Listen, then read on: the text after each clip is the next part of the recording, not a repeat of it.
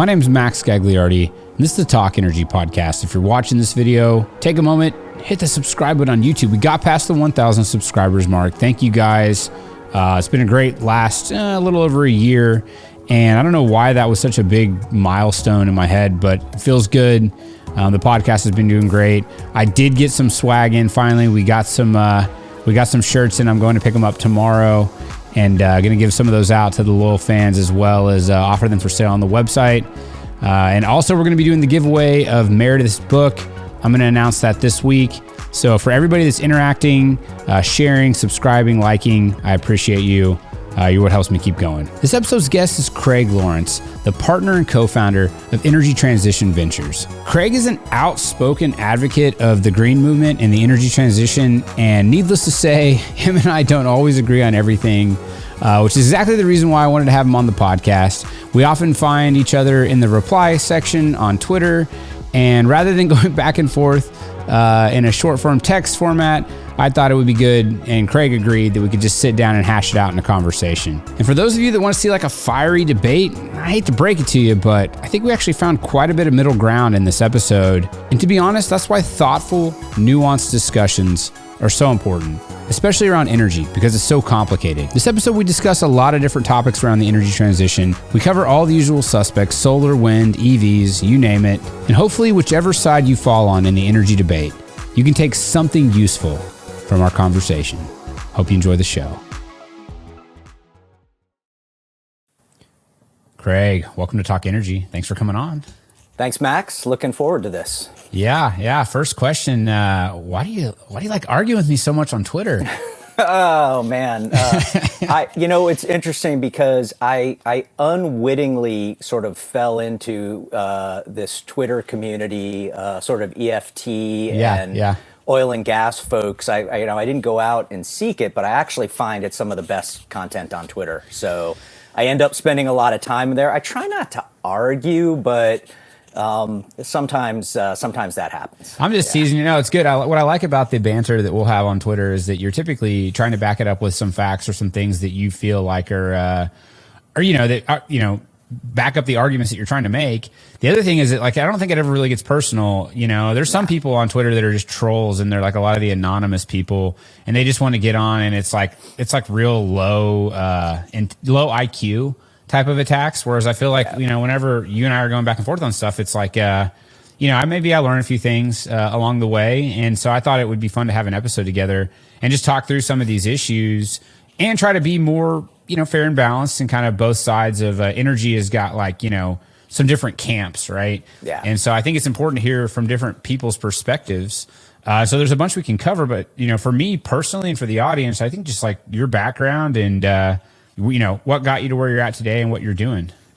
Yeah, and actually, but before I jump into the background, I would say, I have learned quite a bit, sort of with the banter and the back and forth with folks in the oil and gas industry. And look, I think, you and your viewers will find that I'm maybe not the ideal green foil. I actually have fairly nuanced beliefs on a lot of these things that sometimes put me at odds with the other communities I'm involved with around climate and green energy. Background, actually, my first job out of college was oil and gas. So,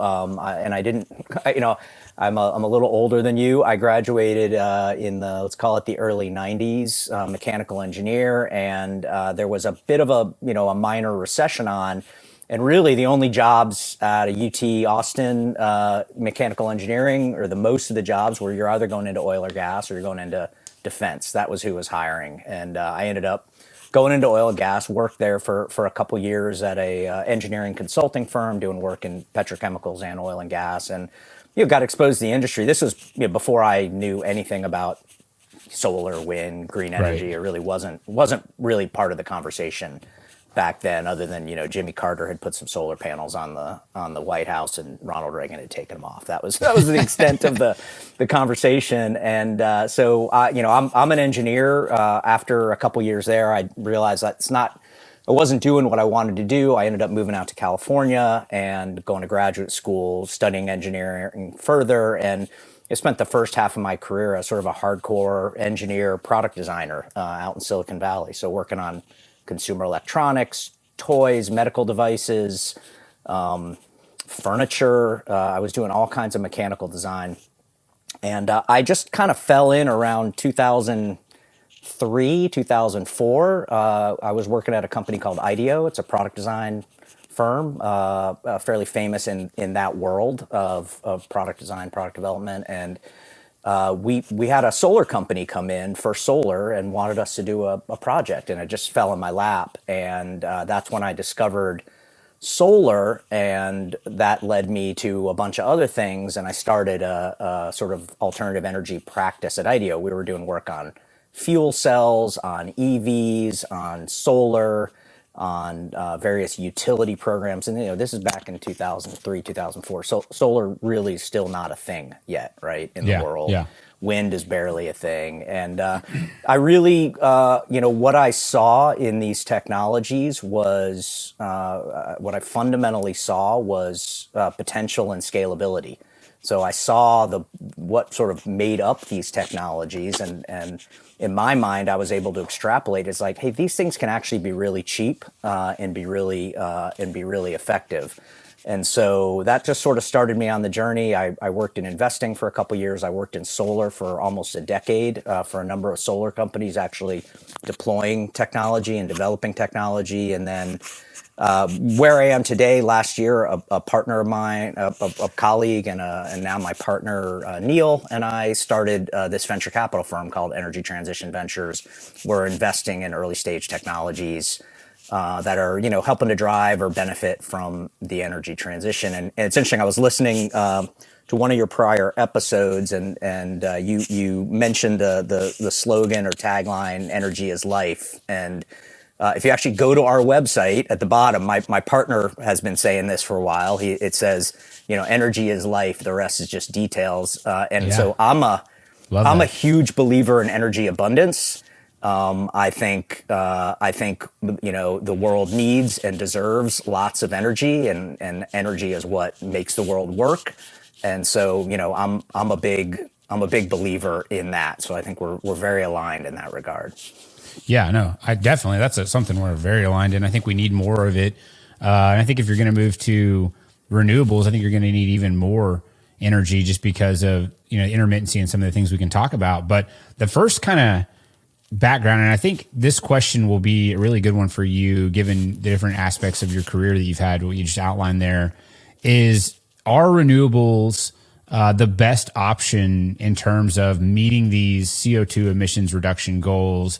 And by the best option, I don't just mean in theory, I mean like speed to deploy, like cost effectiveness, like achievability. Like, can we do these things? And is this, give me your pitch on what you believe in terms of is the best path forward with this tech. Sure. So, you talk about this. I believe in this. All energy is trade-offs. There's no perfect energy source. There's so many factors. There's how do you produce it? What happens to the waste? How much does it cost? How do you move it around? I mean, these things are actually very, very complex issues. So I believe that. I look at the mix of energy we have today, and I think, globally, 85% or something of the last data I saw of our energy in the world comes from fossil fuels, coal, natural gas, oil. And then I think 15% comes from, low carbon source, of which nuclear is a big part of that. Hydro is a big part of that. Solar and wind are still a pretty small part of that today, right? I think 3% is the last number I saw. So look, I mean, there are people who believe we can be 100% solar and wind in a decade. And I think, I don't believe that. I believe we named our firm Energy Transition Ventures because I think we are in the midst, actually just at the very beginning of this energy transition. But I do believe that ratio of 85 to 15 can be flipped. And maybe even in my lifetime, depending on how I live, in terms of new generation built, right? So, and to do that, I believe you need nuclear. I believe you need hydro is tough because you can only sort of build it where you can build it. And I do think solar and wind will play a big part in that. And I think, look, this is a joke on Twitter. It's like, I have to caveat, yes, I know the sun doesn't shine at night, and yes, I know the wind doesn't always blow. So I don't need to, I am aware of that, and I do understand that they are intermittent, and that I don't believe that they will make up 100% of our energy mix. But I think, and I think the world's proven they can make up a lot more than what people have previously believed. I mean, when I first started in solar, I would routinely hear that like the grid would break if you had 10% of intermittent, renewables on it. Just, you can't do it. Like, it's not possible. And clearly we've surpassed that. And we are just at the beginning. And then, what we're now starting to see is actually energy storage being deployed at scale, just at the very beginning. So is it the most effective way? And this is where I think I'm a little more balanced and nuanced, in the sense that I do believe technologies like, fuels like natural gas are really critical to this transition. And it's kind of, people have called it a bridge fuel, and then all of a sudden that went out of fashion. Like, it almost became, in the worlds I circle in, it almost became like that's a bad thing to say. But the reality is, I know that the sun doesn't shine at night, and I know that the wind doesn't always blow, and I know we have barely any energy storage on the grid. So yes, I don't believe that a lot of people believe that it's 1-to-1 for every gigawatt of solar you installed, you need a gigawatt of backup. I do not believe that, and I think there are many of other technologies that we have just barely tapped the surface of. Including demand response and sort of intelligent load management and energy efficiency, and things that can you'll hear it described as energy rationing. I don't think that's what it is. I think we are unbelievably wasteful in how we use energy. There are so many things that are using energy that are not providing useful value, and the ability to shift and mold those load shapes subtly in ways that don't have to impact user experience and consumer experience. We haven't even started doing that. Yeah. Yeah. And I mean, I think to me, this is like where I try to wrap my head around the different paths forward. If, you take for a given that the goal is to decarbonize. And I think, and I've even argued around this, I think the Western world and where we're at, and certainly in the VC world and in the capital markets, decarbonization is clearly a priority. Around capital allocators have moved to this point. Public opinion in a lot of circles has and by the way, that's like yesterday. That's like 2 years old, right? Like, it's all pretty brand new. There's been a huge shift, and I agree with you. It's like, but I mean, 5 years ago that the capital wasn't allocated to this, right? It's really been in the last couple of years. Right. So you have this like mad dash of capital. And anecdotally, what I've seen, so to give you some background, I don't want to make this about me, but just to give you some perspective. So we had raised some money to go pursue like traditional oil and gas infrastructure investments. And, so whether that be like pipelines, processing facilities, storage, just kind of in the midstream world is what we call it. And so we'd raised money to do that. And then when we got to, when COVID hit, it just became apparent that like this isn't no one was drilling, activity was falling off, oil went negative, and our capital provider was like, hey, let's look at energy transition stuff. And so we spent a bunch of time on it, and I was actually very, very open-minded to a lot of these things. And where I got a little bit cynical is when we started proposing things to the capital providers that were very, very, could reduce a bunch of emissions and could lower CO2. Certain things they just didn't like, right? Like if it was something that could lower a lot of CO2, but it was in the oil field, it was like, no, we don't want to do that. And I've talked about it on the podcast before. We had an investment that we really liked that was electric compression, and another company got it, and it's it's out there now. I won't call it the name of the company, but it's been press released, and we didn't win the deal mainly because I think the capital side didn't like it, but it was like these compressors were electric compressors, and they're moving gas, and they were the equivalent of about 750 Teslas per unit is what they would reduce in scope 1 per year. So because they run 24/7, right. I mean, and they have they blow down on a traditional gas compressor where you just release methane, right? So these things, the electric ones were more efficient, better runtime, all these great things. Like really, like in my opinion, if it's an energy transition, it's got to be like a better product. And I've argued about EVs before, and we'll get into that later. But I truly thought this is a better product. It's electrifying the oil field, and some of the major institutions that were, I think, looking at, again, we were kind of in the middle. We were on the management team side. We weren't the people actually coordinating with the money, but the feedback that we got was that some of these like West Coast institutions that were managing this capital, they were like, oh, well, this is just perpetuating carbon, right? Yeah. Because it allows for, like, when they found out that it was actually better economics for the wells, the oil wells, they didn't like that. Right. But I'm like, look, we can literally reduce millions of Scope 1 tons, millions of tons a year. And there was pushback from that. So that's like where this question comes from. Is it like, are we pursuing, and is the money flowing to the quick wins today that can really make an impact on these emissions reductions? And that's what kind of like led me into that question. But just your thoughts on that, like this resistance. Are there certain favors that people, they love solar, but they hate this other thing because it doesn't check a box? Yeah, I think you're absolutely right. And it's interesting. I have the same. We have the same dilemmas in our partnership, because my partner comes from, he's spent years in oil and gas, and his last job was at Shell's corporate venture capital, and was investing in those type of technologies, things to clean up oil and gas, right? And I think I think you're absolutely right. There's low hanging fruit. There's good potential wins. There's good potential economic returns from doing that. And there's a lot of the capital that's sort of afraid to go do that because it looks like you're supporting this industry. And again, I keep going back to the term energy transition, which again is also about 2 years old, really, in terms of people talking about it. It's like yesterday. I remember when we came up with the name for the fund, it was, we thought we were being clever and it was new, but now it's like we're washed away in 25 other funds that are named energy transition something.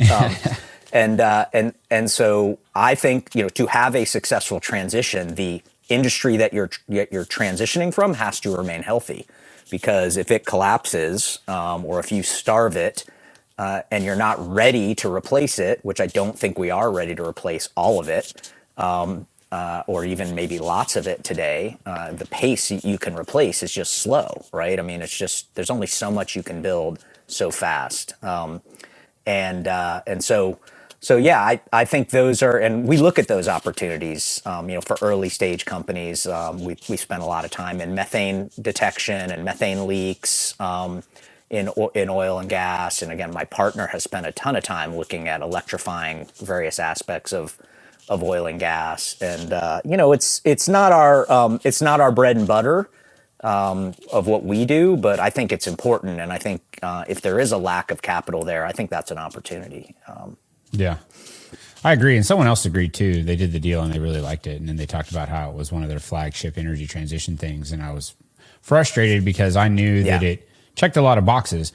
And I mean, to me, that was like where it's kind of broken down on some of these topics. And to be fair, like, I'm not an expert. I trying to be a generalist and look at all the different things that are going on. And one of the things that you've talked about a lot, and we'll focus on for this next topic, is solar and like the cost competitiveness of it. And I want you to speak to your views on solar, maybe go in like a residential side of it, and then like the commercial side of it or the grid side of it as well. And I'll let you take it where you want to at first, and then we'll dive into some questions that I have. Yeah, I was that first project I mentioned back in 2000, whenever that I did in solar it was about residential solar, and it was a solar company saying, hey, how can we make this more appealing to homeowners? And I ended up doing an investment in a company called Sunrun, which is now one of the largest residential solar provider in the country. And so I'm a huge fan of residential solar because one is you are producing the electricity right where you need it, right? And if you produce some excess, there's options for that, and it goes to your neighbors. And so I'm a huge fan of residential solar. I think we have barely tapped the surface of that in terms of the potential. I think it ties in very nicely with another big important topic of mine, which is resiliency. And I think the idea of the ability to sort of back up either, individual buildings or larger areas with combinations of solar, batteries, and generators, and natural gas, is really interesting. So I've been a fan of solar. Again, what I saw was that the solar could get really cheap. And yes, and again, I know the sun doesn't shine at night, and I do understand that it's not a base load power source as it's described. But it just so happens to coincide with the time when people are using a lot of electricity. So it is. Yep. I think it's highly valuable, and I think the cost still actually has a substantial way to go down. And so I'm a big fan of it as a component of the energy transition. I think it can be a major portion of electricity, not all, but a major. Yeah. What I like about residential solar specifically, and we'll talk about on the grid here in a minute, which I am less optimistic about. Residential, there's a bunch of aspects to it that really appeal to me. I like the distributed nature of it. I like this, you can kind of put it where it's needed. And, there's this idea of being off, it's kind of an off-grid, sort of futuristic thought, right? That we can create our energy where we need it and have it. And so from a high level, I like it. I've actually looked at residential solar for my house. It's tough in some ways on the numbers. I mean, I think it's what I looked at was like a 7-year, 6-year, I don't know, maybe-ish payback. Part of the problem is in Oklahoma, where I'm at, we don't have as high of energy bills as other places, but we do have a lot of sunshine. Yeah. And so there's that. And then there's, also the other thing I was a little sticker shocked by was the cost of the batteries. If you wanted to do some of this storage at the house, I mean, it was like $15,000 or something at the one I looked at. So a major portion of the total bill for the solar build out. I mean, I want to say it was like maybe a third. Yeah. Does that sound right? Yeah. I don't know, of the total cost. Yeah. So, well, loved it an idea, but I'm trying to, anyways, go ahead. There's two. I have one big pet peeve, which is in the U.S., residential solar costs about 2x the other major markets where it's installed, Australia and Europe. And it is a stubborn 2x. No matter how much we've driven the cost down, and it's not the cost of the equipment, it's all the other stuff involved with it. So it's an extremely inefficient market here. So that price that you were quoted that gave you a 7-year payback should really be half that and give you a 3-year payback, 3.5-year payback. That's just on the solar part. The storage is a really interesting thing because I think, unfortunately, I think a lot of people are going to be disappointed with their home storage as a true resiliency solution because I think it is still too expensive. I don't think it's really a mainstream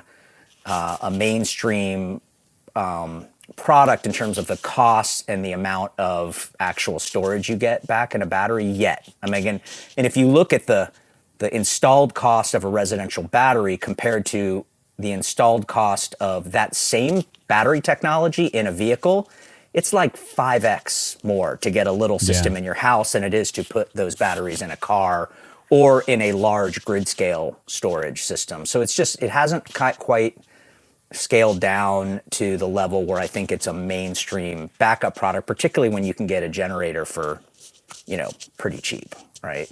Right. What's interesting is in Oklahoma, I feel like, and I'm not an expert on this, but as far as I understand, and you may know better, but I feel like we're what is called a netting state. We can't sell it back to the grid. I believe that maybe that's wrong. I don't know for sure. Where they just net it on your bill, right? So most states have net metering, which is if you produce excess, you get credited on your bill at your retail rate. Which is it's become a highly controversial, program. And I would assume Oklahoma has that, but some places do not, in which case it makes the payback harder, right? Because what happens is you produce a lot of solar during the day, and if you don't, if you work outside the home, that, you may not be consuming any of it. So if you can't get, a decent credit for that, or you can't get paid for that energy that you're adding to the grid, in a way that makes sense, it will worsen your payback. Yeah. And I don't know all the details, but I feel like the way it was described to me was that it would be better for me to sell it and get the rate than that is being charged at that peak time, and that something around the way that you get the credit is not as valuable as maybe the rate that you would receive otherwise. Well, I mean, because like, I guess the way to think of it is that if you're excess, I don't know. I don't want to go down this too far because I don't know all the details. But someone described it to me as basically that it had been lobbied against in Oklahoma. There was a better way to do it, basically, where you could get more value for the energy that you're producing. And I believe that was like, basically selling it back to them at that rate at that very time. And that would be a huge benefit. But then, like, the evil nat gas lobbyists or whoever, somebody shot it down and didn't let it happen. But those are the types of things that I really find interesting, where if you could come up with some free market things here where we could, find ways to incentivize people through economic incentives versus top down or government credits or whatever. I mean, NREL did a study. They do a study. They do it every couple of years, if not every year, of the rooftop potential in the U.S. In other words, if every roof that could put solar on it did, and they're looking at things like shading and orientation and all that kind of stuff. They estimate that we could provide 40% of our electricity needs, and so it's there's a huge potential of that, and it is this whole discussion of how to get compensated is an important one. And I think about it. Think about it this way: my solar is producing today. It's not that funny. And I know nobody's home except for me, and my laptop's not using much, and there's no air conditioning on. So I know I'm exporting. That power goes somewhere, right? It goes to my neighbor's meter. Right. And the utility charges my neighbor for that energy that I produce, right? Like the utility doesn't know, the meter doesn't know where it came from, right? So the utility is making full retail rate for that electricity I produce. And the question is, how much should I get paid for it, right? And should it be full retail rate? Well, maybe that's too much. Maybe it needs to be a discount because I'm using their infrastructure, right, to move it around. It's a fascinating topic, and I think I think to make the grid, one of the ways we're going to make our grid more resilient is by leveraging sort of the power of the distribution grid, right? Of all these buildings, homes, and loads that can become intelligent participants on the grid versus how it's always been in the past, where it's just like, hey, I flip my switch, light goes on or it doesn't, and I don't really care about anything else. You can actually participate in the economics. You can participate in supporting the grid for resiliency too. So I think there's a lot of potential. Let's shift over to EVs. Yes. This is something that I am very, very not really a big fan of them, and the reasons why are not because I am that I'm like some gasoline lover. I just love the convenience and the cost and the flexibility of having a vehicle that can do the things that I need it to do when I want it to do it. And so this is where, and I'll give you my really, really simple brain kind of basic reasoning why I'm not a believer yet in the EVs. Is that it's just, to me, doesn't seem like the product is as good as an ICE vehicle today. And by that, when I say as good, I really am, it's coming down to like things like charging time. To me. It's like the ability to go on trips. The US is very spread out. I'm not saying EVs can't work in some countries or in some cities. There are certainly applications from a commuter standpoint that it can really start to look interesting if you're just somebody that's commuting within kind of a metropolitan type setting. You've got, a set range that you need to drive each day. But if you're in Oklahoma or Texas or somewhere in the Midwest where you need to, drive a pickup truck for work and you got to haul things, or you just want to go to the lake on the weekends, maybe like the Rivian and the Ford F-150 Lightning can get us to those things. But as today, like for someone who drives, a decent amount, I don't know. I'm still just not sold on it. But you're clearly a huge believer, and you talk about, you advocate for it all the time. So tell me why I'm wrong and why I should be excited. I don't think you're wrong, actually. I think again, like solar, like wind, like battery storage. I mean, these things are like one day old, right? Like, I mean, literally. I mean, we're all talking about it. It feels like these are dominating our life, but you go back 10 years and very little conversation about any of this stuff because it's all very new. And so you're talking about something near and dear to my heart, which is product, right? Which is like, I've never believed people are going to buy for environmental reasons first. I think if you offer environmental benefit and a better product, you win.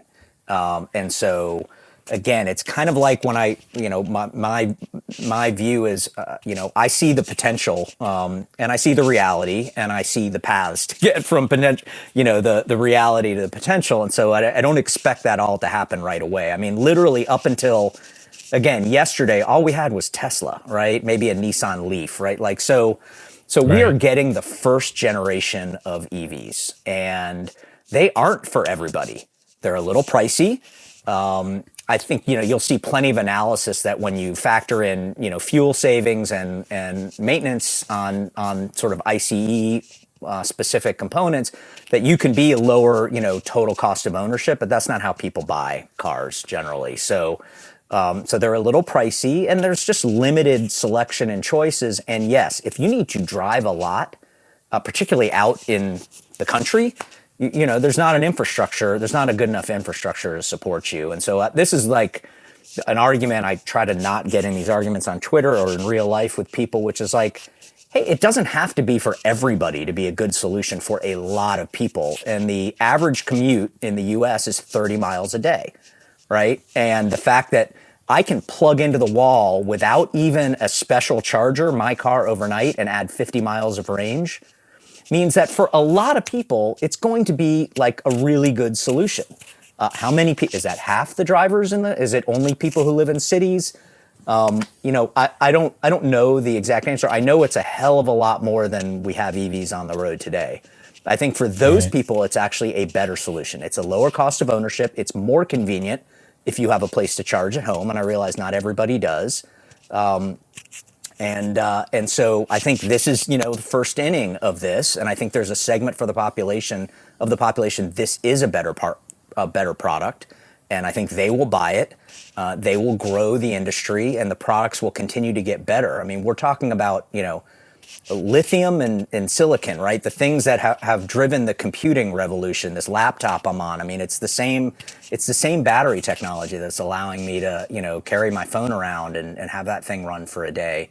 And so, like I said, I think the potential is huge. I think the products will get better, but I think it's the first inning, and I don't think people should be forced to buy an electric car if it doesn't fit their lifestyle. I mean, I think the product's going to have to win in the market. And to date, all we've had is one company, Tesla, really pushing it, right?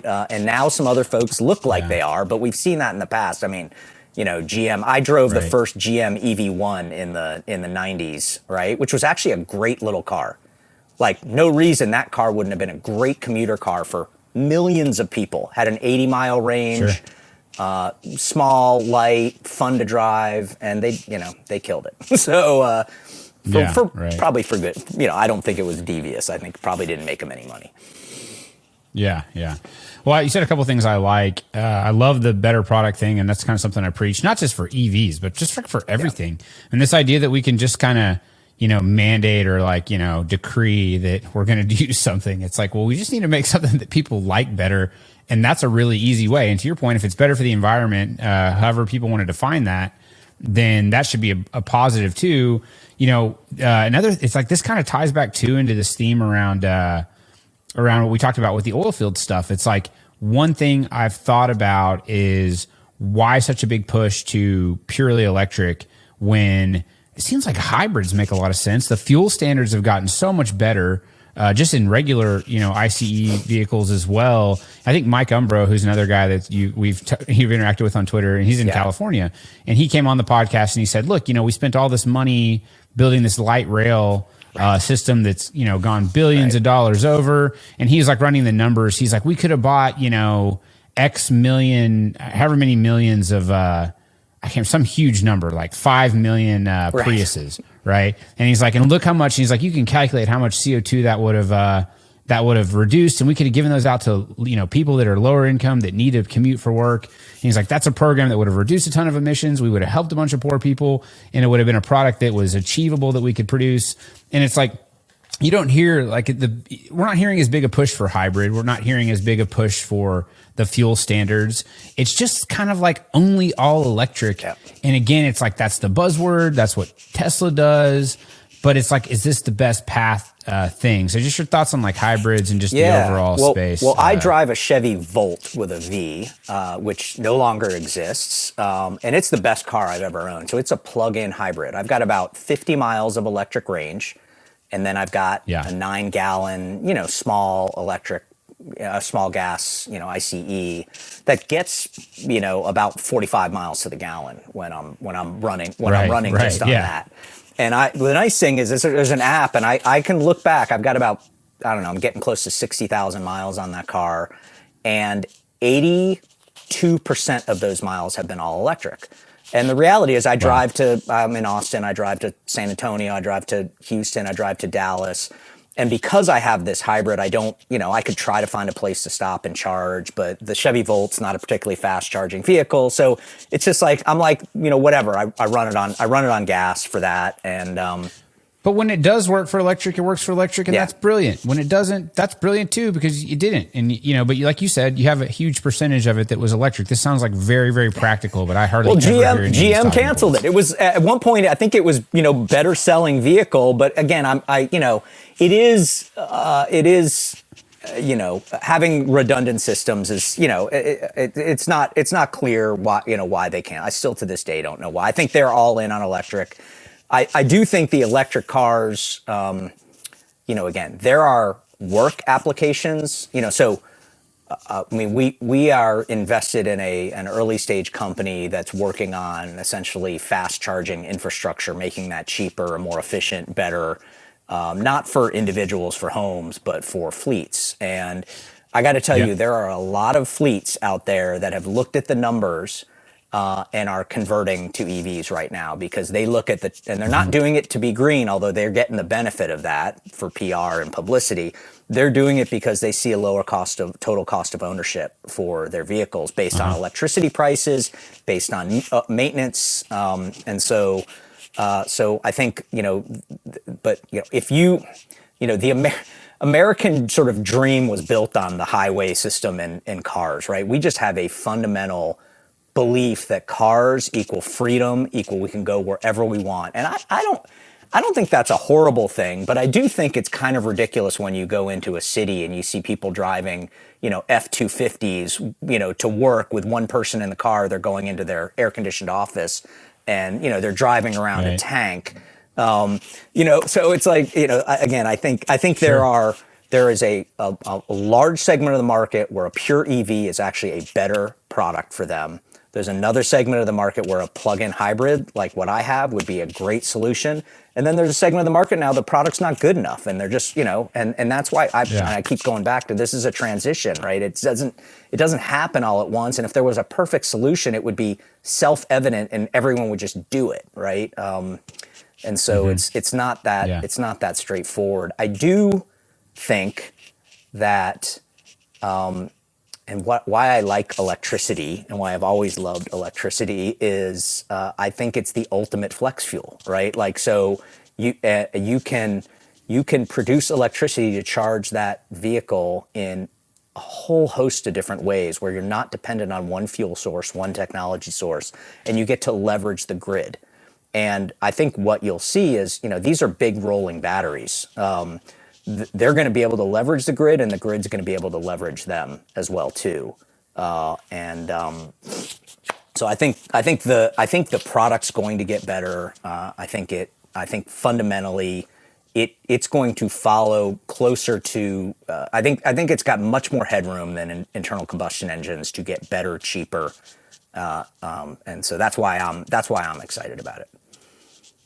I think the point around redundancy is a really interesting one, and it's something that needs to be, in my opinion, focused on, and there needs to be more practical discussion and education around the redundancy needed in all these systems when it comes to electricity, because the one downside, or not the one, there's a few, but the main downside in my mind with electricity is that you can't, store the energy there until large scale storage, until there's some kind of battery solution. As it is today, it has to be dispatched and you have to have it available. And so the idea that you could, for example, in this EV discussion, have, some redundant system to where if that guy is driving the F-250 to work every day and he's really only going 30 miles or whatever, and it's like, okay, well, if that was a hybrid, he probably would have a lot of his miles that would be at least some, double digit percentage of them that would ultimately end up being electric. And that's probably the only way that guy is ever going to, he's probably never going to want to move to a full electric truck because of the reasons he wants to be able to tow and go long distances and do these things within the F-250, or maybe just likes the way it looks. Who knows? But the point is that I've got a buddy who was looking at the F-150 Lightning, and he was looking at getting a new kind of the King Ranch hybrid. And he's like, what do you think I should do? And I was like, if I were you, I'd get the hybrid, because you like to go on trips. He likes to go camping. He likes to go to the lake, do all these things, likes to haul things sometimes. I said, you're going to get a lot of the benefits, of having that battery in terms of your fuel usage. And then, if you're just driving around town, he's like a doctor and doesn't go far to work. And so it's like you can drive her to the hospital and you're there, and it's like you can use the battery. So again, and that also ties into the theme around renewables on the grid. And so it's like if we're just going down a path where they don't allow us to build critical infrastructure for low carbon fuels like natural gas, lower carbon than coal, for power generation, then you're going to need it. You're going to need the redundancy. If you want to build out solar and wind, we got to have this backup that's there, and that we can, and although nat gas, you can't store it on site either, really, unless you have large scale storage. But just your thought around this whole idea around, more of this middle ground. We got to have redundant systems. I think everybody thinks it's just going to be this sweeping change where you just flip immediately over to this new thing. And that's just not realistic. Yeah, no, I agree. I think the flip can happen. It is happening and can happen fast on energy time scales, right? But energy time scales is measured in decades and centuries. It's not a new iPhone, right? It's that where you get But I will say it has elements of that, right? What you're seeing is, whether it's batteries or solar or wind, as these technologies come down the experience curve, their costs drop very, very rapidly. And I would say, there's been kind of a little bit of a pause. The last decade's been amazing in terms of cost drops, and it's kind of like we got supply chain, and these things are complex, and they go up and they go down, but the sort of net down is there. So redundancy, particularly on the grid. So absolutely. So, and this is where again I differ with a lot of folks. I think. And I've seen a number of analyses that sort of look at how much renewables can you put on the grid and how much backup do you need to support that. And none of the analyses I've seen have been one-to-one. It's always substantially less. A little bit of backup can actually go a long way. But regardless, there is some backup needed. I think I was doing some work for General Electric a few years back as some consulting work, and I was talking to the guy who was in their energy storage group, and he was telling me that they had been getting pricing on batteries from vendors, and they basically believe that by 2020, this was probably in 2015, 16, it was going to be cheaper to install a grid scale battery system than a natural gas peaker plant. And so, they make a bunch of money on turbines, right? That's their cash cow. So they're freaking out about, okay, are we gonna lose this business? And I think you are seeing batteries take the place of natural gas peaker plants. And it's because, load is not constant all day, right? We often have excess generation at night, and we're short generation during peaks, and a battery is a really nice balancing tool for that can serve short peak loads. And so I think what you're going to see is over the next decade is batteries are going to replace peaker plants, right? And the question is, how far can they go, right, in terms of providing that backup they are in many ways are sort of better products than a gas plant, in the sense that, again, you can charge it from lots of different things, solar, wind, or you can charge it from a gas plant. That would probably be a little bit wasteful, but you can. And there, so, again, we're in like literally day one of this, right? There's very little energy storage on the grid, but the economics have gotten to the point where people see the promise. And I fundamentally don't want to bet. I would never bet against lithium ion. We get proposed all kinds of new battery chemistry startups that are working on, something supposed to be better, cheaper, faster. But I mean, this thing is using the same chemistry basically that's in these grid scale storage batteries, and I just, and EVs are using the same chemistry. You now have these kind of three drivers of demand for these things that are going to drive investment and drive down costs. So I'm pretty excited about that potential, but I think you also need gas. And I think we'll need gas for a while. And I think we also want nuclear. And I think, so I think it's, all the tools in the tool shed, should be brought to the right place at the right time. Yeah, I had a guest last week, Meredith Agwin. I don't know if you follow her at all. She wrote the book Shorting the Grid, and she made some really interesting points around, it's kind of like this almost circular reference here when you have all these renewables that have been put onto the grid. A lot of this has been through, they've gotten some advantage structures from the government, tax incentives, subsidies. You've got, but they're coming, they're on the grid. And then what this causes is that now, you can be an advantaged energy source because of these kind of things that have been incentivized. But then what happens to baseload production is that it suffers, because if you've got a bunch of wind that kicks up randomly, then now you've got a lot of, stable kind of baseload generation, or even peaker plants that now are not running, which then causes the economics to suffer and makes the economics look better for renewables. And then, but renewables can't do it without them backing them up, right? So they kind of need them. But then at the same time, the more renewables you install, the more intermittency, which the worse it makes the economics for the base load. Does that make sense? So it's almost like this self-fulfilling prophecy. It's like, and it's circular, and it's kind of a problem, because it's like if you put more renewables on, that's great. But then you also need more backup. And you said it's not one for one, but I've heard people say it is. I don't know. It just seems like a very complex. And when you start to think about it, my brain hurts because it's causing a lot of dynamics that we haven't seen before in the power markets. I have a lot of thoughts on this. One is that, people will point to, France as having deployed a ton of nuclear. And it's like, hey, look what they did, right? It's super clean. They deployed a lot. And I agree. But if you look at how they did that, it was a top-down federal government mandate and mandated program. I mean, it was, and so, I think and China is building tons of nuclear, tons of renewables, and coal, right? Their demand is insatiable for energy, right? They're building everything they can build right now. But they've got sort of a top-down federal government planning regime, right? That they can basically do whatever they want to do and dictate what gets done. We don't have that in the U.S., right? So you end up having these things competing with each other in ways that are probably not healthy. And the government's involved, but not controlling it. So government involvement doesn't always work out as intended, right?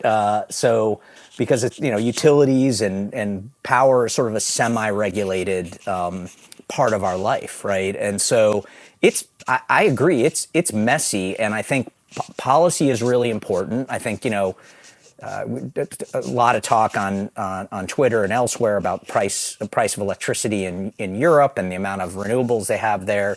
Well, there was some bad policy that led to a lot of that. They over-subsidized renewables too fast when renewables were way too expensive. We all benefited from it, I think, because it helped drive the cost down and build the industry, but they're paying the price for it. We don't want to, I think that is the risk of transitioning too fast. And, I always wonder, it does make your head hurt, because, like, in theory, these grid operators are responsible for the reliability of the grid, and you think that there's smart people there that are looking at this and going, yeah, we're going to have enough, because clearly it's not 1-to-1, because in terms of backup, because we're going to add 40 gigawatts of new power this year, and 85% of that is renewable and 15% is gas. In other words, if we should be adding, so either the grid's going to fail, or there's some excess backup that's not being used and it's going to be better utilized now that we're putting these renewables on, or it's not 1-to-1, right? So I don't think it's that simple. Well, that book makes it sound like the grid's going to fail. I actually haven't finished your book, so to be fair, I think in some places it might, right? Again, I think we're seeing challenges in Texas and California.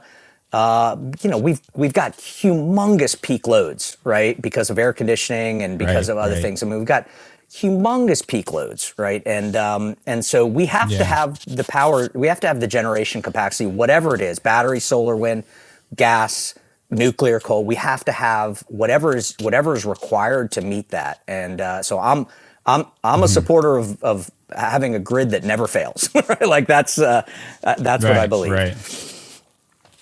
Yeah, it's interesting. The point that she made that I hadn't really thought about, and I'm not an expert again on it, but it's this idea around when it's being generated in the dispatch. For example, with wind, what are the types of energy that you can rely on to dispatch when you need them? And the problem is not the 90% of the time that the wind is blowing and it works when you want it to, or the 50% or whatever that percentage is.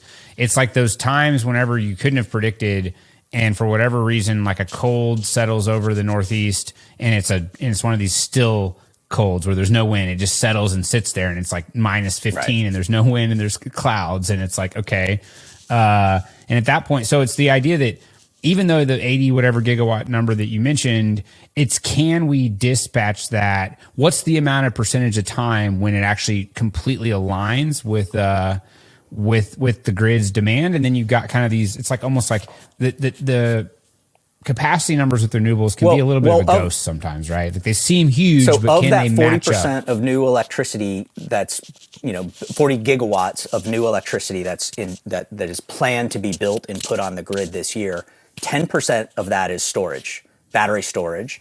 And I had the number here, 15% or so is natural gas. So there's 25% dispatchable being added to the grid. Batteries are infinitely dispatchable, right? As long as you've charged them, which again, they're, you realize there are natural gas peaker plants that are designed to run 1 day a year, right? Because you have these peak days. So the question is that the right mix? Is it, 3-to-1, or 75%, 25% of, firm dispatchable versus intermittent renewables? How far can you go with that? The reality is that's just new generation. We obviously have lots of dispatchable gas and resources on the grid already. So my argument would be is maybe those resources are going to be better utilized by adding more renewable, right? Because again, clearly if it's 1-to-1, then the grid's going to break this year, and it would have broke last year because the additions last year were mostly renewable as well too, right? So, the grid, the grid is getting stressed. We haven't even talked about the actual grid itself, the infrastructure, right? Which is, regardless of what generation source, we don't have, we haven't been investing in the actual grid, right? And we're just, I was having an argument with someone about EVs breaking the grid, and I was like, there's 1.5 million new houses under construction right now, new homes. All those homes pull way more than an EV does off the grid. So it's I'm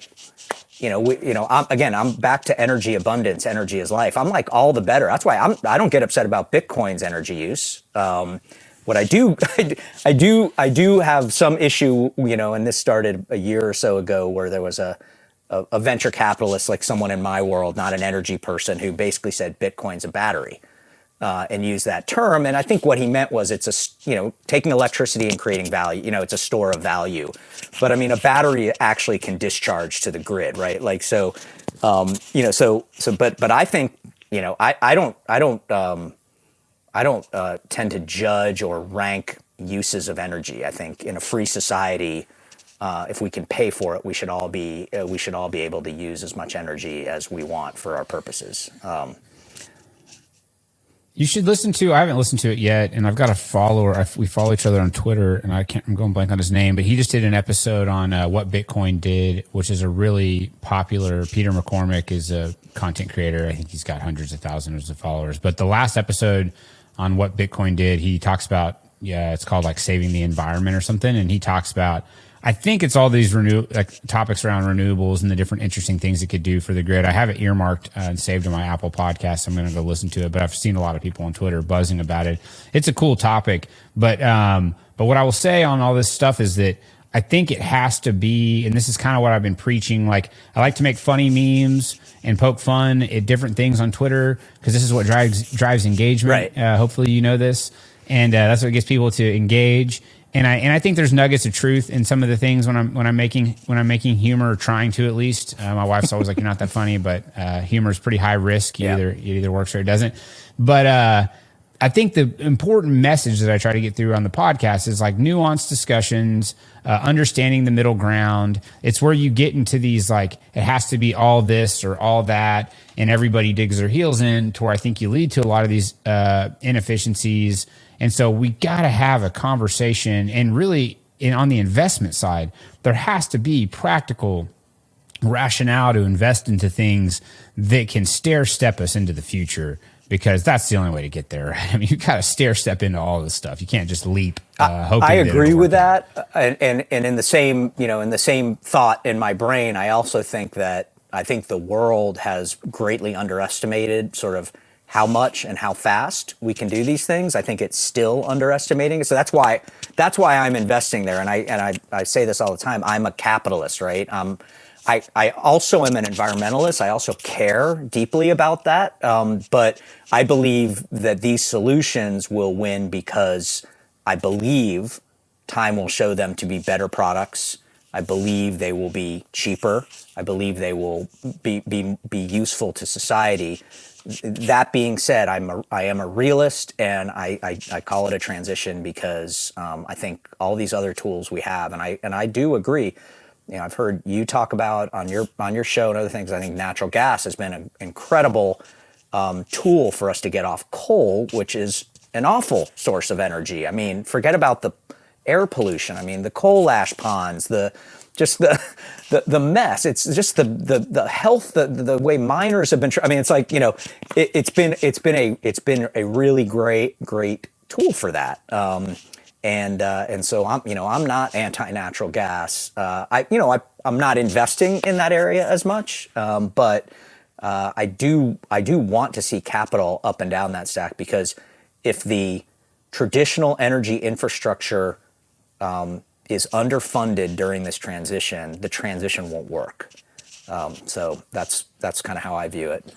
Completely agree. I mean, you made the point earlier around like the declining costs of renewables the last decade. Well, you know what else is really cheap this last decade? Yeah. Fossil fuels, right? Because we had a ton of investment in it, and we had a lot more of it.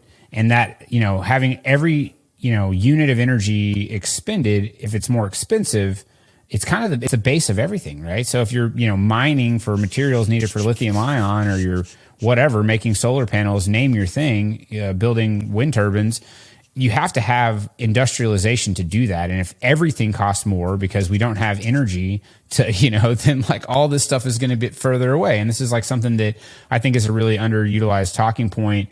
And then the other thing I'll say too is like, we have to also think about different parts of the world and what makes sense for them. Like, yes, coal may seem like a terrible energy source because we have like clean burning and abundant natural gas that's like really cheap, and we could just pipe it directly to where we need it. We don't need the coal ash and all these things that you mentioned.